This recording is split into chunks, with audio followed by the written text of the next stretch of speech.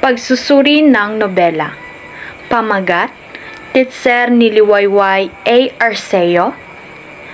Tagpuan, Bahay ng Pamilya ni Amelita, Paaralan at Klinika. Mga tauhan, Aling Rosa ay ina ni Amelita, ang antagonista sa kwento. Amelita ay isang dalagang public school teacher na bunso sa 5 na anak ni Aling Rosa. Umiibig kay Mauro, nagpamalas ng kakaibang katapangan sa pagpapahayag ng desisyon sa kabila ng ibang planong ninanais ng ina para sa kanya. Mang Ambo, ang asawa ni Aling Rosa, maunawain na ama ni Amelita na mas nakakaintindi kaysa sa kanyang ina. Osmundo ay isang makisig na binata na nagmula sa isang mayaman at respetadong pamilya.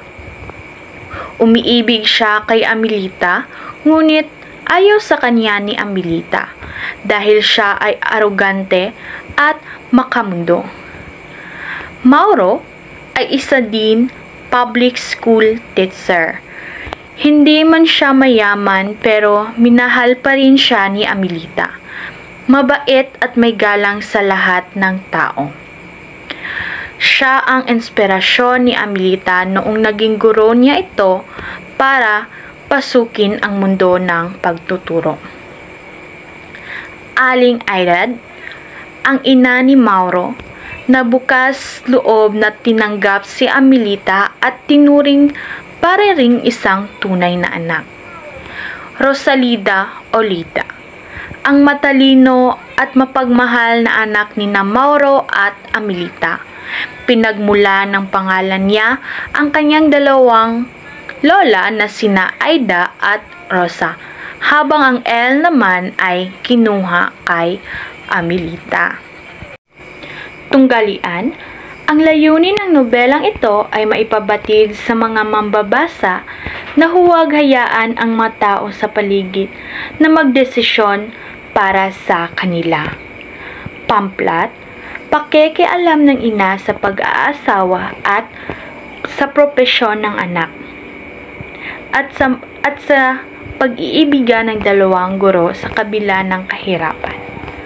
Tema, ang tema ng Titser ay tungkol sa panindigan at pagpapasya, maging kung paano ito pinanghahawakan, panahon lamang ang hahatol sa atin.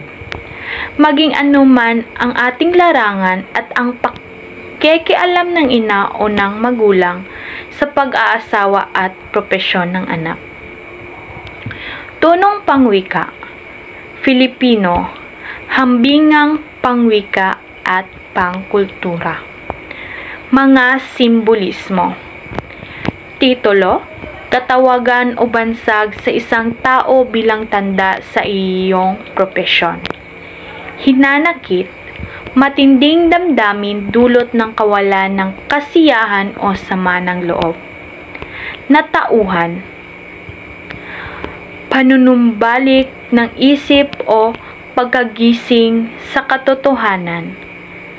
Nakipag-isang dibdib, pagpapakasal o pagsasama ng isang lalaki at babae sa bisa ng kasal. Buod, ang nobelang Titser ni Liwayway Arceo ay sumisentro sa buhay ng mag-asawang Amelita at Mauro na kapwa pinili ang propesyon ng pagtuturo. Nakapokus ang naratibo sa mariing di pagsang-ayon ni Aling Rosa, ang ina ni Amelita, sa pagsasamahan ng dalawa.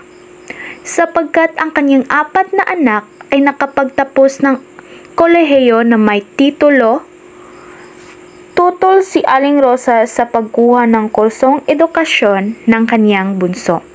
Dala na rin ng kaisipang hindi titulong may turing ang pagiging titser. Bukod pa sa kakarampot na sweldo na kukuha ng anak, gayunpaman nakahanap ng pag-asa si Aling Rosa sa katauhan ni Osmundo. isang binata mula sa pamilya ng mga hasyendero na sumusuyo kay Amelita. Subalit, nabigo muli si Aling Rosa sapagkat iba ang iniibig ng kanyang dalaga. At ito'y walang iba kung hindi si Mauro, isa ring guro sa pampublikong paaralan. Nang malaman na ipapakasal siya ni Aling Rosa sa binatang si Osmundo, agad na nakipag-isang dibdib si Amelita kay Mauro. Dahil sa pagkabigo at dahil na rin sa puot sa bunsong anak, umalis si Aling Rosa sa probinsya at nagbakasyon sa mga anak na nasa Manila.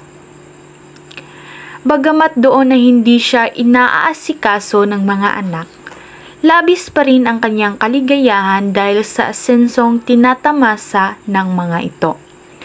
At ikinakatwiran lamang sa sarili na talagang abala ang mga taong mauunlad ang buhay. Samantala, sa probinsya, nagdesisyon rin ang binatang si Osmundo na umalis na sa nayon at magtungo sa Estados Unidos. Ngunit bago mangyari ito ay gumawa siya ng maitim na plano laban sa mga bagong kasal. Inutusan niya ang isa sa mga katiwala na patayin si Mauro.